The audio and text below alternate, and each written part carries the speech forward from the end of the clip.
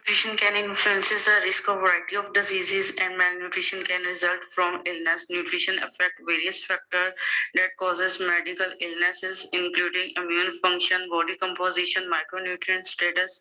Nutrition can affect functional status or ability to carry out activities of daily living. Identifying abnormalities in nutritional status, mainly deficiencies, or in some cases, consuming or overconsumption of nutrient through screening is important to decreases the mortality in the screen population. Nutrition care is an organized group of activities for identification of the nutritional needs. Basically इसमें हम various tool use करते हैं nutrition care में identify करने के लिए किसी भी पर्सन की न्यूट्रिशन नीड्स को. न्यूट्रिशन के can occur in variety of settings होती हैं, पॉपुलेशन में होती है. बेसिकली इसमें वर्क करते हैं मल्टीपल डिपार्टमेंट और discipline at a time. Like अगर एक पेशेंट होगा उसके लिए physician, pharmacist, dietitian, nurses at a time work कर रही होती हैं. जो फिजिशियन होगा वो डायग्नोस करेगा, फार्मासिस्ट प्रिस्क्राइब करेगा कोई भी ड्रग या मेडिसिन. डाइटिशियन होगा वो उसका मेन पर्पज है उसने उसकी डाइटरी असेसमेंट करनी है, उसकी डाइट प्लानिंग करेगी. वो बेसिकली प्रोटोकॉल को फॉलो करती हैं कि अगर कोई भी डाइटिशियन है उसने डाइट की है तो मेक श्योर उन्होंने करना है कि वो उस टाइम पे उसको वही जो भी उसकी फूड आइटम है वो प्रोवाइड की जाए. न्यूट्रिशन केयर अगर in hospitals, schools, or in case of schools in collaboration with school nurses or educational staff, as well as in public health departments or with low socioeconomic population in collaboration with public health workers.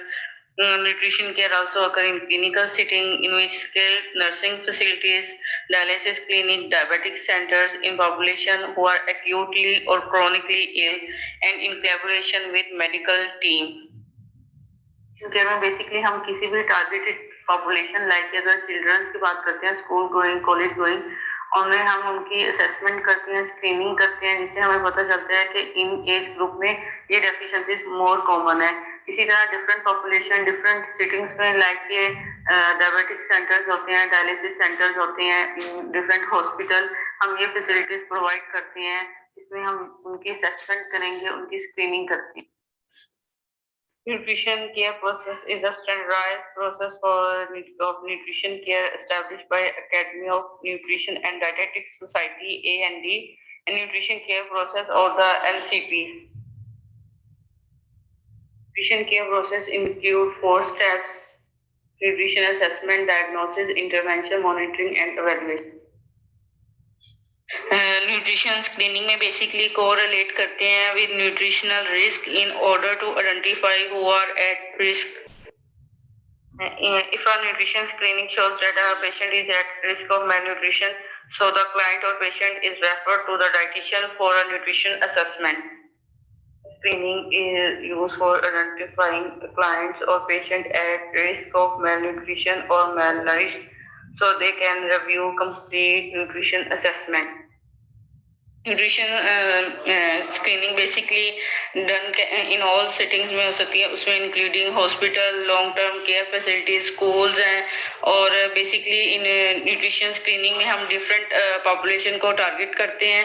Like उसमें कोई भी age group हो सकता है. अब जैसे female हैं child bearing as में, उनकी हम न्यूट्रिशन स्क्रीनिंग करेंगे जिससे हमें पता चलेगा कि इनमें इतने % एट रिस्क पे है और इतने % मैल नरिश्ड हैं.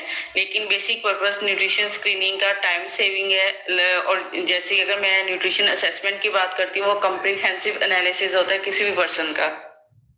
When the screening tool identify the patient or client to be at nutritional risk, then हम nutritional assessment करते हैं. लाइक ये nutritional assessment किस पे बेस हो रही है? nutritional screening पे.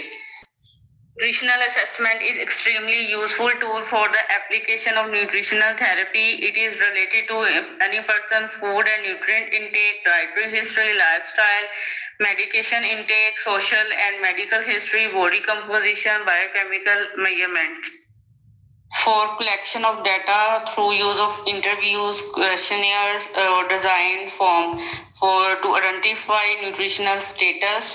उसके according हम उसको क्या provide करेंगे nutrition therapy और to investigate need for nutritional support.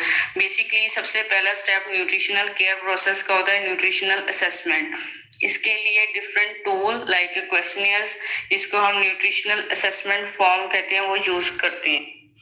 In nutritional assessment में फर्स्ट डेमोग्राफिक इंफॉर्मेशन होती है, वेट हिस्ट्री, उसमें अदर पैरामीटर, अगर कोई भी क्वेश्चनियर है उसके अदर न्यूट्रिशनल असेसमेंट फॉर्म है, उसमें क्या अलग पॉइंट्स होंगे, या उसमें हम जीआई फंक्शन, उनकी biochemical assessment, physical examination, fluid intake, उनका यूरिन आउटपुट, ये अदर टूल्स हैं. इसके बाद हम उनकी एचडी रेटिंग, जिसको हम सब्जेक्टिव ग्लोबल असेसमेंट कहते हैं, वो करते हैं उस बेसिस पे जो हमने सारी असेसमेंट करनी होती है.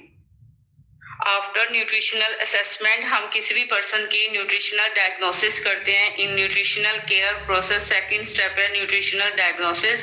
जैसे ही हमने डायग्नोस कर लिया कि इस पर्सन को न्यूट्रिशन पॉइंट ऑफ व्यू से ये डिजीज है, देन हमने नेक्स्ट स्टेप, थर्ड स्टेप होता है न्यूट्रिशनल इंटरवेंशन, जिसमें हम उनकी डाइट प्लानिंग करते हैं.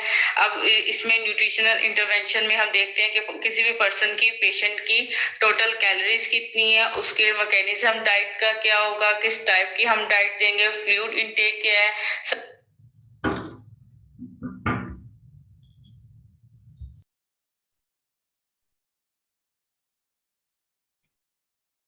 Nutrition assessment, or if we define nutrition assessment, it is a comprehensive analysis of person nutrition status. किसी भी person का evaluate करने के लिए nutrition status हम nutrition assessment करते हैं.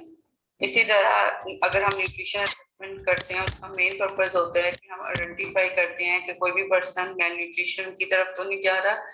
अगर हम मेल न्यूट्रिशन की फर्दर डिवीजन हो जाती है, जिसमें ओवर न्यूट्रिशन है और अंडर न्यूट्रिशन है. अगर हम ओवर न्यूट्रिशन को डिफाइन करें तो बेसिकली ओवर न्यूट्रिशन में वो एक्सेसिव अमाउंट में एनर्जी कंज्यूम कर रहा है, या कोई भी स्पेसिफिक न्यूट्रिएंट की उसकी ओवर कंजम्पशन है अकॉर्डिंग टू देयर रिक्वायरमेंट. इसी तरह अगर मैं इसमें बात करूं फैट की, अगर उस पर्सन में एक्सेसिव अमाउंट में फैट कंज्यूम कर रहा है, जैसे बटर हो गया, घी है, या इस तरह की जितनी भी सैचुरेटेड फैट्स हैं वो कंज्यूम कर रहा है, तो उसकी वजह से उसको उसमें ओवर न्यूट्रिशन की तरफ जा रहा है. इसी तरह अगर हम अंडर न्यूट्रिशन की बात करें, बेसिकली इसमें किसी भी न्यूट्रिएंट की वो अकॉर्डिंग टू देयर रिक्वायरमेंट उसमें वो लेस अमाउंट में कंज्यूम कर रहा है. इसी तरह for example if the person की, किसी भी पर्सन की प्रोटीन रिक्वायरमेंट है 56 ग्राम्स, बट वो कंज्यूम कर रहा है 30 ग्राम्स, उसकी वजह से उसमें प्रोटीन की डेफिशिएंसी होगी और इसी वजह से उसमें डिफरेंट इश्यूज हो सकते हैं.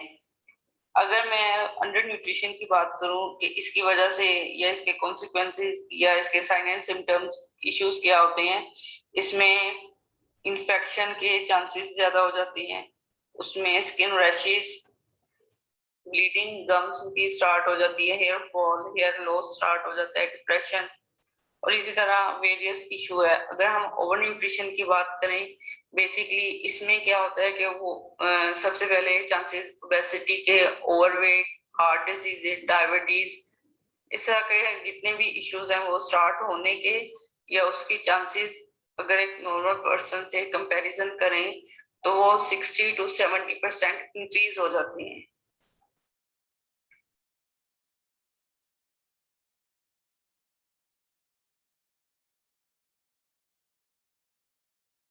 इसी तरह अगर मेल न्यूट्रिशन की कुछ सिम्टम्स हैं जिसमें डायरिया हो सकता है, स्किन रैशेज है, और कोई भी डिजीज के चांसेस हो सकते हैं. हम किसी भी पर्सन का nutrition to detect malnutrition के, या हम आइडेंटिफाई करने के लिए कि आइदर उसकी पुअर न्यूट्रिशन है या ओवर न्यूट्रिशन है, हम कुछ टूल्स या कुछ स्टेप्स को फॉलो करते हैं.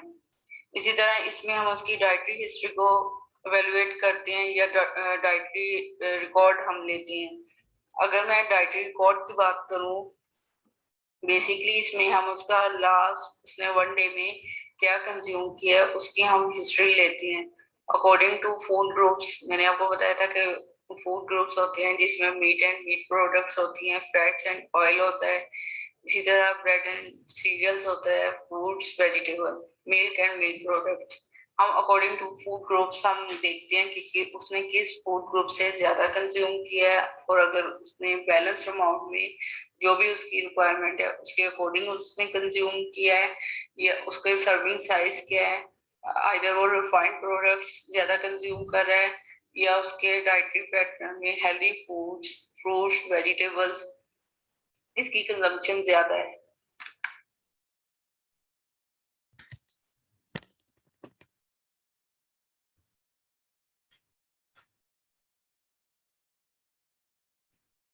इसी तरह हम लोग इसमें अदर फूड डायरीज यूज करते हैं। बेसिकली फूड डायरीज में किसी भी पर्सन को अगर समटाइम्स डाइटिशियन खुद फूड डायरीज प्रोवाइड करते हैं या फिर उसको इंस्ट्रक्शन दी जाती है कि आपने डे में 3 वीक की फूड डायरीज होती हैं, 4 डेज की डायरीज होती हैं, उसमें पर्सन ने जो भी कंज्यूम करना है, वो जो भी खाता है उसने उस डायरी में उसको रिकॉर्ड करना है। इसी तरह 3 to 7 डेज का रिकॉल होता है। इसमें बेसिकली हमने उसके एवेल्युएट करते हैं कि उसने 3 to 7 डेज में क्या क्या वो कंज्यूम कर रहा है, या 3 to 5 डेज का हम रिपोर्ट करते हैं। अगर हम डाइटरी हिस्ट्री की बात करें तो मेन पर्पस डाइटरी हिस्ट्री से हमें इंफॉर्मेशन मिलती है कि पर्सन की डाइटरी हिस्ट्री या डाइटरी पैटर्न किस तरह के हैं, वो मोस्टली किस फूड ग्रुप की ज्यादा कंज्यूम कर रहा है, इससे हमें पर्सन की सर्विंग साइज वो कितनी कंज्यूम कर रहा है, इस तरह की सारी इंफॉर्मेशन हम लोग डाइटरी हिस्ट्री से लेते हैं। इसी तरह हम लोग उनकी डेमोग्राफिक इंफॉर्मेशन या समटाइम्स हिस्टोरिकल इंफॉर्मेशन लेते हैं, जिसमें उसकी कोई भी उसे मेडिकल इशू है, उसकी ड्रग हिस्ट्री, उसकी फैमिली हिस्ट्री, या फिर उसकी कोई जेनेटिकल डिजीज है, इन सबको हम एवेल्युएट करते हैं, उसके सोशो इकोनॉमिक स्टेटस को देखते हैं।